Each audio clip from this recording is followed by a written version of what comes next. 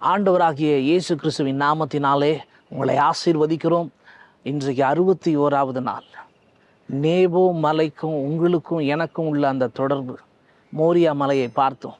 இன்றைக்கு நேபோ மலையில் மோசேவுக்கு என்ன நடந்தது, இஸ்ரவேல் ஜனங்களுக்கு என்ன நடந்தது, இன்றைக்கி நம்ம குடும்பத்துக்கு நம்ம பிள்ளைகளுக்கு என்ன நடக்க போகிறது, அதை மையமாக வைத்து ஒரு 10 ஜெப குறிப்புகளை ஆயத்தப்படுத்தி இருக்கிறோம்.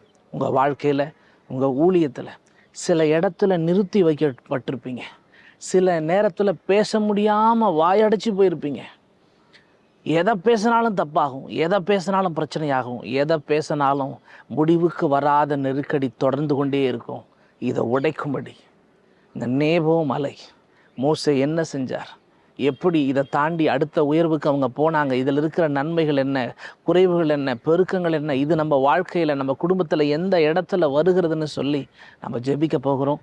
தேவன் அப்படியே உங்கள் விண்ணப்பத்துக்கு பதிலை கொடுத்து, உங்கள் நெருக்கடிகளுக்கு பதிலை கொடுத்து, உங்கள் பிரச்சனைகளுக்கு பதிலை கொடுத்து ஒரு மாற்றத்தை நீங்கள் பார்ப்பீங்க. பாருங்கள், இன்றைக்கு இந்த 61வது நாளில் முதல் ஜெப குறிப்பு என்னென்னா, எதிர்கால ஆசீர்வாதத்தை நீங்கள் பார்க்கணுன்னு சொல்லி உங்கள் குடும்பமாக உட்காந்து ஜெபிங்க. கணவன் மனைவி தனித்தனியாக நீங்கள் ஜெபிங்க. இப்படி ஜெபிக்கும்போது ஒரு பெரிய ஆசீர்வாதத்தை நீங்கள் பார்ப்பீங்க. ரெண்டாவது, நம்பிக்கை நிறைந்த ஒரு காரியம் உங்கள் வாழ்க்கையில் நடக்கணும். நீங்கள் எதை நம்புகிறீங்களோ அது நிறைவாய் நடக்கணும். நம்பிக்கை நிறைவின் அடையாளத்தோடு அது நடக்கணும். அதுக்காக ஜெபம் பண்ணுங்க. அது மாத்திரமல்ல, அதாவது நிறைய சிரமங்கள் இருக்கும், ஆனாலும் ஆண்டவர் அந்த ஆசீர்வாதத்தை நீங்கள் நம்புகிற விதமாக விசுவாசத்தை உங்களுக்கு தரணும்னு ஜெபம் பண்ணுங்க.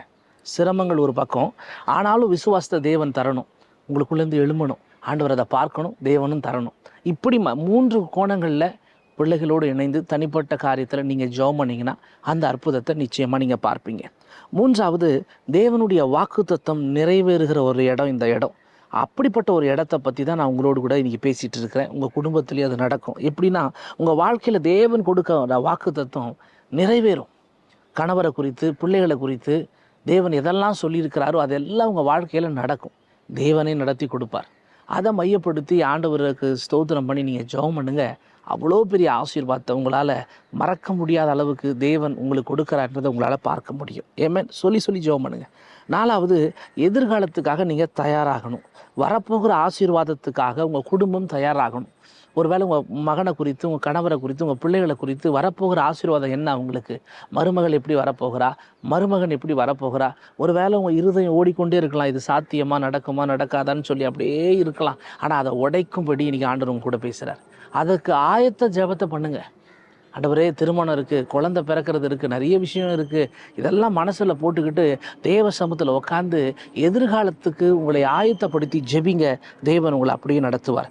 5வது பாருங்கள், நம்பிக்கையை இழக்கக்கூடாது. நீங்கள் தாமதம் இருந்தாலும் நம்பிக்கையை இழக்காமல் காத்திருக்கணும்.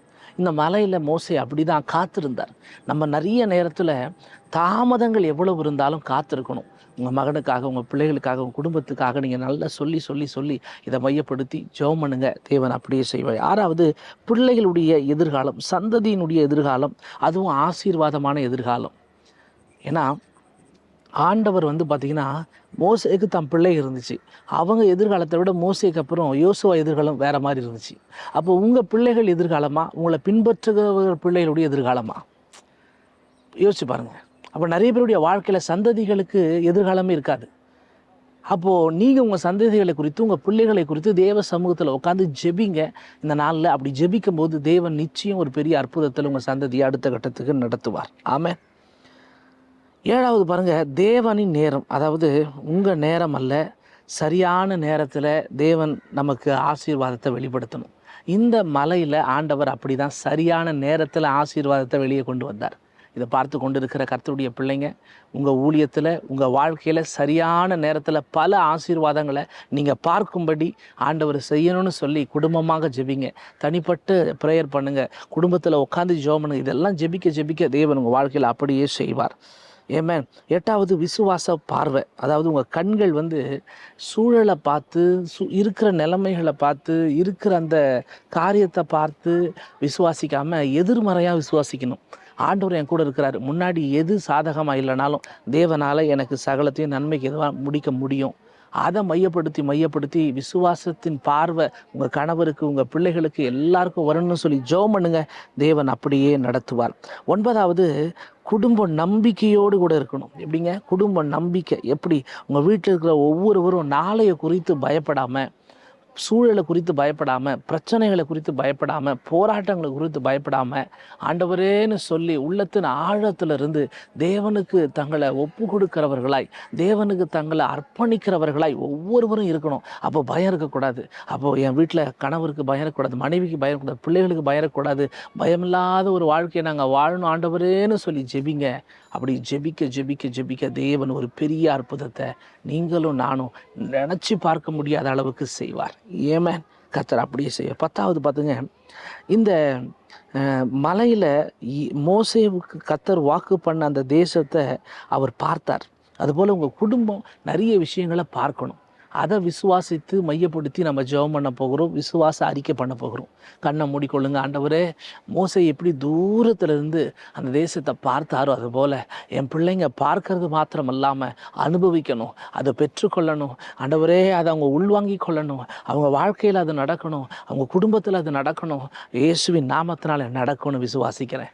பார்க்கிறவர்களாய் மாற்றம் இல்லாமல் அனுபவிக்கிறவர்களாய் என் பிள்ளைங்க மாறுவாங்க. என் குடும்பம் மாறும், எங்கள் நிலைமை மாறும், எங்கள் சூழல் மாறும். ஆண்டவர் அற்புதமாக நடத்துவீங்க, தெய்வீக பிரசன்னத்தில் நடத்துவீங்க, தெய்வீக அடையாளத்தில் நடத்துவீங்க. எல்லாம் நன்மையாக நடக்கும் ஆண்டவரேன்னு சொல்லி உங்கள் பாதத்தை பிடிக்கிறோம்ப்பா. இந்த 61வது நாளில் எங்களை எல்லாரையும் மறைத்து நீர் வெளிப்படுங்க. நீங்கள் பாதுகாத்துக்கொள்ளுங்க. இரட்சகரும் மீட்பருமாய் இருக்கிற இயேசுவின் மூலம் ஜெபிக்கிறோம் எங்கள் ஜீவனுள்ள நல்ல பிதாவே. ஆமென், ஆமென், ஆமென். கர்த்தர் நல்லவர். உங்களோடு இருந்த ஆண்டவர் பெரிய காரியத்தை செய்வார், நான் விசுவாசிக்கிறேன். தொடர்ந்து ஜெபம் டிவியோடு இணைந்திருங்க. தேவன் உங்களை ஆசீர்வதிப்பார். காட் பிளஸ் யூங்க. கர்த்தர் உங்க கூட இருக்கார். ஏமேன்.